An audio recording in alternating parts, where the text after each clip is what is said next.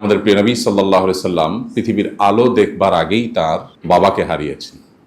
মাতৃগর্ভে থাকতেই তিনি ইয়েতিম হয়েছেন। মায়ের গর্ভ থেকে দুনিয়াতে আসার খুব সামান্য সময়ের ব্যবধানে মাকেও হারিয়েছেন। এরপর যখন একমাত্র অভিভাবকত্বের দায়িত্ব নিলেন দাদা আব্দুল মুত্তালিব, সামান্য কিছুদিন যেতে না যেতেই আল্লাহ তাআলা তাকেও তুলে নিলেন।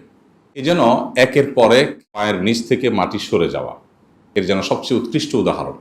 জীবনের সবচেয়ে কঠিন সময় যখন, যে বছরটি তার জীবনের সবচাইতে নির্মম নির্যাতনের শিকার তাকে হতে হয়েছে, এবং সবচাইতে দেয়ালে যে বছরটিতে পিঠ ঠেকে গেছে, তখন তিনি নবুয়তের দায়িত্ব বুঝে পাওয়ার পর যখন মক্কার মুশরিকরা যারা শিরকে নিমজ্জিত, যারা বিবস্ত্র হয়ে কাবাঘর তাওয়াফ করত, এটাই তাদের কালচার ছিল, তিনি তাদেরকে একত্ববাদের সৌন্দর্যে আহ্বান করলেন, তাদেরকে ওহির সৌন্দর্য দ্বারা আলোকিত করতে চাইলেন।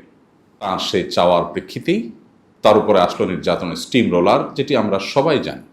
ঠিক এরকম কঠিন সময়ে যখন তার দরকার প্রচণ্ড রকমের সাহস, শক্তি, তখন তার ভেতরের আপন স্ত্রী খাদিজা আর বাহিরের আপন একমাত্র অভিভাবক চাচা আবু তালেব একই বছর দুজনকে আল্লাহ নিয়ে গেলেন, যেটাকে ইতিহাসবিদরা সিরাত গ্রন্থগুলোতে আমাল হুজন বা নবীজির জীবনের বিপদের বছর বলে আখ্যায়িত করেছেন। তার পুরো জীবনটাই বিপদ সংকুল ছিল, কিন্তু সেই বছরটাতে যে বিপদ হয়েছে তার, সে বিপদটা এতটাই তার জন্য কঠিন ছিল, কষ্টসাধ্য ছিল, যে তিনি যেন চোখের সামনে আর কিছু দেখতে পাচ্ছিলেন না। নির্যাতনের নতুন মাত্রা শুরু হলো।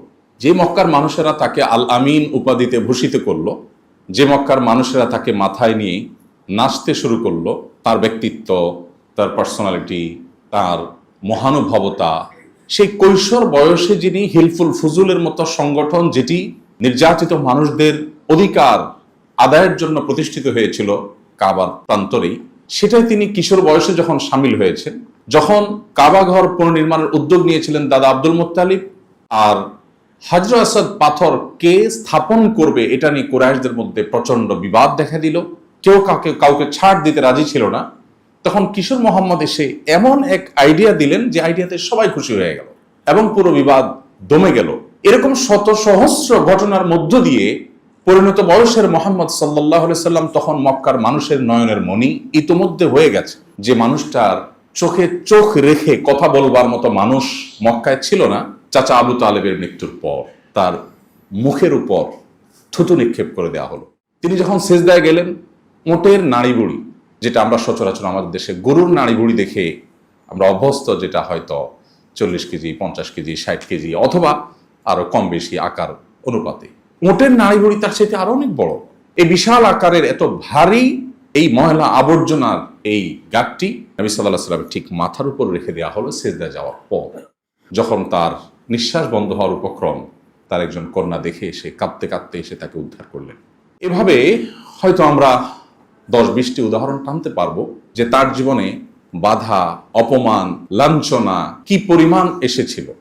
এরপর যখন একটা পর্যায়ে তার জীবনে আসলো অবরোধ, যেটিকে বলা হয় শিআবে আবি তালেবের 3 বছর। মক্কার মুশরিকরা যখন কোনো কিছুতে তাকে থামাতে পারলো না, তখন ঘোষণা দিল যে তিনি, তার অনুসারী এবং তাকে প্রশ্রয় দেওয়া কুরাইশের লোকদের সাথে সর্বাত্মক অবরোধ। সে অবরোধ আজকের পৃথিবীর যে অর্থনৈতিক অবরোধ হয়ে থাকে সে অবরোধের মতো না। আজকের পৃথিবী যে অবরোধ দেয়, অবরোধের ভিতরে মানুষের বাঁচার বহু রাস্তা আছে। হয়তো আধুনিক পৃথিবীর সাথে মানুষের কানেকশন রাখাটা কঠিন হয়, কিন্তু বেঁচে থাকার বহু উপায় থাকে। সে অবরোধ ছিল এতটাই নির্মম যে মক্কার কোনো মানুষ তাদের সাথে, যাদের সাথে অবরোধ করা তাদের কারোর সাথে কোনো কথা বলবে না, তারা ওখান থেকে বের হবে না, কারোর কাছে যাবে না, সেখানে কেউ যাবে না। এবং সেই পৃথিবীতে যখন মানুষ শতভাগ বাহিরের সহযোগিতার উপর, বাহির থেকে আনা খাদ্যশস্যের উপর নির্ভরশীল, সেই সময়ের মক্কায় যখন কারোর সাথে কেউ কথা বলে না, কারোর কাছে একটা দানা, একটি শস্য বিক্রি করে না, তখন কি অবস্থা হতে পারে সেটা বলার অপেক্ষা রাখে না। সাহাবায়ে কেরাম দিন দিন শুকিয়ে কঙ্কাহাল সার হয়ে যেতে লাগলেন। খাদ্য নেই, পানীয় নেই, কেউ কথাবার্তা বলে না, বাহিরে আসবার সুযোগ নেই, কেউ ভেতরে আসার সুযোগ নেই। 3 বছর গাছের ছাল, পশুর শুকিয়ে যাওয়া চামড়া, এসব বস্তু খেয়ে কোন রকম জীবন ধারণ তাদের করতে হয়েছে। এর পরের যে অধ্যায়টা, সেটা আরো করুন। তাকে একটা পর্যায়ে মক্কায় থাকার আর সুযোগ থেকে বঞ্চিত করে দেওয়া হলো, মক্কায় থাকবার পরিবেশ আর রাখা হলো না। শুধু তার প্রতি ঈমান এনেছেন সেই সুদূর ইথিওপিয়ার টিগ্রে এলাকার হাবসি ভিলেজ থেকে আসা বেলাল রাদিয়াল্লাহু তাআলা, এই অপরাধে তাকে উত্তপ্ত পাথরের উপর শুইয়ে বুকের উপর আরেকটা উত্তপ্ত পাথর রেখে তার চামড়া গলিয়ে ফেলা হলো। সেন্সলেস হয়ে যান, আবার তার হুঁশ ফিরে আসে, আবার নির্মম নির্যাতন শুরু হয় এবং একই নির্যাতন শুরু হলো একের পর এক অন্যদের উপর। সুমাইয়া রাদিয়াল্লাহু তাআলা আনহা, ইসলামের ইতিহাসের প্রথম শহীদ, যাকে অত্যন্ত নির্মম ভাবে, অত্যন্ত পৈশাচিক উপায়ে তাকে হত্যা করা হলো। একের পর এক তার প্রতি ঈমান আনয়নকারীদের উপরে জুলুম শুরু হলো। নবী সাল্লাল্লাহু আলাইহি ওয়াসাল্লাম চোখে মুখে যখন কিছু দেখছিলেন না, আল্লাহ তাআলা তাকে নির্দেশ করলেন হিজরতের। মদিনার মানুষ এসে তাকে ওয়েলকাম করলেন, আপনি আমাদের এখানে চলুন, আমরা আপনাকে ওয়েলকাম করব। তিনি মদিনায় গেলেন। সে যাওয়াটাও সুখকর কোনো যাওয়া না, আমরা জানি। রাতের আধারে অনেক লুকোচুরি করে, অনেক কষ্ট করে তাকে মদিনায় পৌঁছতে হলো। তিনি যখন রাতে ঘুমোতেন, তখনকার সময়ের মানুষের যে বাতি বা আলো জ্বালাবার যে ব্যবস্থা ছিল, চাচা আবু তালেব নিজে ইসলাম গ্রহণ করেননি, কিন্তু ভাতিজাকে বড় মমতা স্নেহ দিয়ে বড় করেছেন, আমরা জানি। তো সেজন্য ভাতিজার জীবনের নিরাপত্তার খাতিরে তিনি জানেন মক্কার মুশরিকরা তাকে হত্যা করবার জন্য শত চেষ্টা করে যাচ্ছে। এই জন্য রাতের আধারে ঘরে যখন তিনি শুইতেন, বাতি জ্বালানো অবস্থায় ভাতিজাকে শোয়াতেন। একই কক্ষে নিজের ছেলে আলী রাদিয়াল্লাহু তাআলা আনহুকে শোয়াতেন। বাতি নেভাবার পর আধারে পূর্ব পরিকল্পনা অনুযায়ী মুহাম্মদ সাল্লাল্লাহু আলাইহি সাল্লামকে সরিয়ে আলী রাদিয়াল্লাহু তাআলা আনহু বিছানা নিয়ে আসতেন, আর আলীকে বলতেন তুমি সেখানে যাও। উদ্দেশ্য ছিল যদি কোনো কারণে খুন হয়, যেন আমার ছেলেটা খুন হয়, তিনি যেন বেঁচে যান। শত সহস্র বাধার পাহাড় ডিঙিয়ে মদিনায় আসলেন, এই বুঝে একটু শান্তিতে ঘুমোতে পারবেন অন্তত, কিন্তু না, সেটা তিনি পারেননি। মদিনায় গেলেন, শত চ্যালেঞ্জ তার সামনে এসে উপস্থিত হলো। অর্থনৈতিক চ্যালেঞ্জ, সোশ্যাল চ্যালেঞ্জ। মদিনার রাষ্ট্রে, মদিনার সমাজে শত শত হাজারো শরণার্থী মুহাজির যারা মক্কা থেকে এসেছেন, তাদেরকে মদিনা কিভাবে ধারণ করবে? আধুনিক পৃথিবীর ব্যবস্থাপনা তো ছিল না। না শরণার্থী শিবির করা যাচ্ছে, না তাদের অর্থনৈতিক কোনো বন্দোবস্ত আছে। যেখানে মদিনা মানুষরাই যে খেজুর হয় সেটা দিয়ে তারা কোনো রকম খেয়ে পরে বেঁচে থাকে, সেখানে মক্কা থেকে আসা এতগুলো মানুষের কি বন্দোবস্ত হবে? আমরা যে সিরাত গ্রন্থগুলো অধ্যয়ন করি, আমরা দেখব যে বিশেষ করে আর রাহিক আল মখতুম, যেটা সফিউর রহমান বরপুরি লিখেছেন, সেখানে একটা পর্যায়ে তিনি লিখেছেন যে মদিনায় যাওয়ার পর নবী সাল্লাল্লাহু আলাইহি ওয়াসাল্লামের যে হাদিসগুলো, সেগুলোকে অ্যানালাইসিস করলে দেখা যায় এখানে তিনি একটা ভ্রাতৃত্বপূর্ণ সমাজ গঠন করবার জন্য যত রকমের উপাদান আছে, যত রকমের আইডিওলজি আছে, যত রকমের তত্ত্ব আছে, যত রকমের উপদেশ বাণী আছে, তার সবগুলো তিনি এখানে ঠিক হিজরতের পরপর তিনি স্টাবলিশ করতে শুরু করলেন। তার উদ্দেশ্য, একে তো অর্থনৈতিক যে চ্যালেঞ্জ আছে সেটাকে মোকাবিলা করতে হবে তার, আরেকটা হলো মক্কার মানুষ যে কালচারে বেড়ে উঠেছেন, মদিনা অনেক দূর, সেখানকার কালচার অনেকখানি ভিন্ন, আবহাওয়া পর্যন্ত ভিন্ন। অতএব এখানকার মানুষের সাথে যেন ম্যাচিং এ কোনো অসুবিধা না হয়। এতগুলো ভিনদেশী মানুষ এখানে হঠাৎ এসে উঠেছে, যদি বোঝাপড়ার কোনো গরমিল হয়, তাহলে এখানে নিজেদের মধ্যে দাঙ্গা শুরু হয়ে যেতে পারে, ঝামেলা তৈরি হতে পারে, তখন আরেক বিপদ হবে। তিনি শুরুর দিকে প্রতিটি মুহূর্তে প্রতিটা সাহাবীকে উৎসাহ দিতে লাগলেন, আল মুসলিম ও আখুল মুসলিম, মুসলিম মুসলিমের ভাই হয়ে থাকবে। তার কাছে ভূখণ্ড ভিত্তিক পরিচয়, ভাষা ভিত্তিক পরিচয়, এগুলোর অনেক ঊর্ধ্বে থাকবে আল্লাহর সাথে, আল্লাহর প্রতি বিশ্বাসের যে মেলবন্ধন, যে সুতোয় উভয়ে আমরা গাথা আছি, সেই সূত্রে সবাই ঐক্যবদ্ধ থাকবা। তিনি সেটাকে অত্যন্ত সফলভাবে বাস্তবায়ন করলেন। অনেকগুলো পদক্ষেপ ছিল, আমরা সেদিকে যাচ্ছি না, শুধু এটুকু বলছি যে চ্যালেঞ্জ কি পরিমাণ ছিল।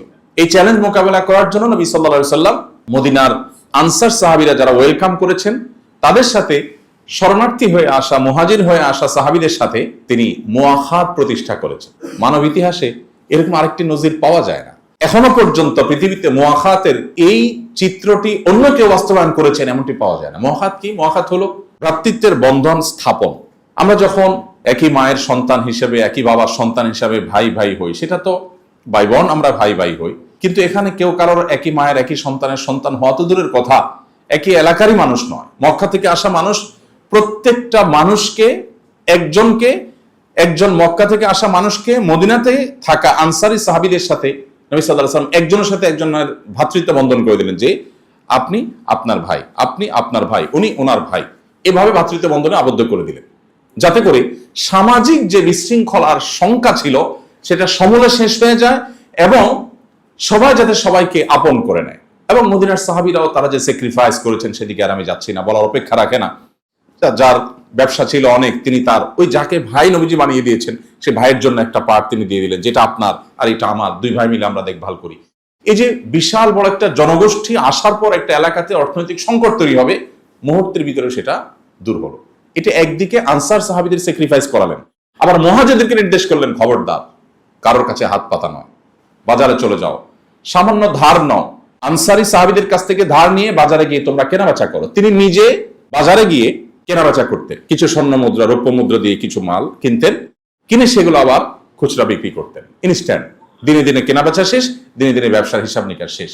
এভাবে তিনি নিজেও ব্যবসা করেছেন, মুহাজিরদেরকে ব্যবসা করতে উদ্বুদ্ধ করেছেন। খুব বেশি দিন লাগেনি, ক্রাইসিসে পড়ার কথা, এতগুলো বাহির থেকে আসা মানুষের চাপ, সেই মদিনা সবচেয়ে পাওয়ারফুল অঞ্চলে পরিণত হয়ে গেল। অর্থনৈতিকভাবে এতটা সমৃদ্ধ হলো যে আশেপাশের সবার দৃষ্টি তখন মদিনার দিকে পড়তে লাগলো। একের পর এক বিভিন্ন গোত্র প্রধানরা তাদের প্রতিনিধি পাঠাতে লাগলো যে মোহাম্মদের সাথে যে আলাপ করো, তার সাথে চুক্তি করো, বোঝাপড়া করো, কারণ সম্ভাবনাময় একটি রাষ্ট্র হিসেবে মদিনা তখন মাথা উঁচু করে দাঁড়ালো। মুহাম্মদ সাল্লাল্লাহু আলাইহি সাল্লামের সামনে ছিল সামাজিক যে কেওয়াজ সৃষ্টি হওয়ার শঙ্কা, সেটি দূর করবার জন্য তিনি চমৎকার অনেকগুলো উদ্যোগ নিলেন। সবকিছুর আগে যেটি তিনি করলেন সেটি হলো অঞ্চল ভিত্তিক যে পরিচয় বা জাতীয়তাবাদ বা ভাষা কেন্দ্রিক যে জাতীয়তাবাদ, এটা যাতে কোনোভাবে তাদের মধ্যকার কোনো প্রকার ঝামেলা, বিবাদ, বিতণ্ডার দিকে নিয়ে না যায়। একবার একজন মদিনায় থাকা সাহাবী অর্থাৎ আনসার আর মক্কা থেকে আসা মুহাজির সাহাবী দুজনের মধ্যে সামান্য বাদানুবাদ হলো পানি নেওয়াকে কেন্দ্র করে। বাদানুবাদের পর মদিনার সাহাবী যিনি আনসারী, তিনি সম্ভবত মক্কা থেকে আসা সাহাবী দ্বারা কিছুটা আঘাতপ্রাপ্ত হলেন, একটু আঘাত পেলেন, তিনি হয়তো ধাক্কা দিয়েছেন বা কিছু একটা। এটা হওয়ার পর আনসারী সাহাবী চিৎকার করে বললেন, হে আমার আনসারী ভাইয়েরা, কে কোথায় আছো, আসো, আমাকে অমুক আমার গায়ে হাত তুলেছে। নবী করিম সাল্লাল্লাহু আলাইহি সাল্লাম এই আওয়াজ যখন তার কানে আসলো, তিনি সাথে সাথে বজ্র কণ্ঠে বললেন, মালি, কি হলো আমার, আমি তোমাদের মুখ থেকে এই শুনতে পাচ্ছি, আমি এটা তোমাদের কাছ থেকে আশা করিনি। দাউহা মালি আরাকুম দাওয়াল জাহিলি, আমি দেখছি তোমরা জাহিলি যুগে মানুষ যেভাবে ডাকতো, তোমরা সেভাবে গোত্রে গোত্রে দাঙ্গা লাগাবার জন্য তোমরা ডাকছো, একের অপরাধের কারণে তোমরা গোটা সমাজকে দাঙ্গা লাগিয়ে দেওয়ার ডাক তোমরা দিচ্ছ। দাউহা ফাইন্নাহা মুমতিনা, এটা তো জাহিলি যুগের ডাক, তোমরা তো ইসলামে এসেছো, তোমরা এটাকে ছুঁড়ে ফেলে দাও, এটা দুর্গন্ধযুক্ত। এই তোমাদের অঞ্চল ভিত্তিক যে তোমাদের সম্প্রীতি সৌহার্দ্য, এটা তো থাকতেই হবে, কিন্তু এটা একটা পর্যায়ে যখন তোমাদের ব্যক্তির অপরাধের কারণে একটা জাতিকে তুমি দাঙ্গা লাগিয়ে দেওয়ার ডাক দিবে, সেটা কোনোভাবে গ্রহণযোগ্য নয়। কঠোর হস্তে তিনি সেটাকে দমন করলেন।